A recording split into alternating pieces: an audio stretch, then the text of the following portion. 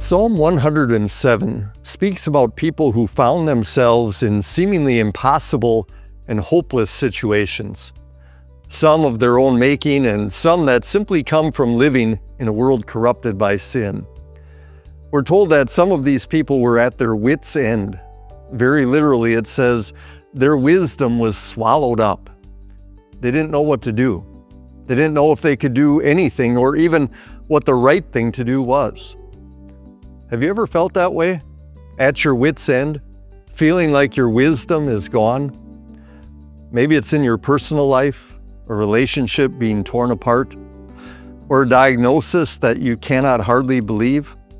Things seem impossible and hopeless. Maybe it's a situation with your children, or at your workplace, or in your church that has you at your wits' end. In each situation described in the psalm, we are told that the people finally cried out to the Lord. And in each case, we are told that the Lord delivered them.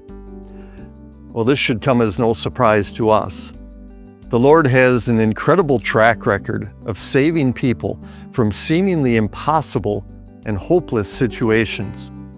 When His people were sold as slaves or thrown into prison, caught between the Egyptian army on one side and the Red Sea on the other, thrown into a fiery furnace or into a lion's den, facing a giant or a furious storm at sea, and the list could go on and on. God delivers, and He's done it for each one of us. The great enemies of sin, death, and the devil had each one of us in a truly impossible and hopeless situation. Yet before we even cried out for help, God stepped into our world to save us, and He will do it again. If you're at your wits' end, whether it's of your own making or just a product of living in a fallen world, you know that with the Lord, nothing is impossible and there is always hope. Cry out to Him. He has already come to our defense in the most important way ever.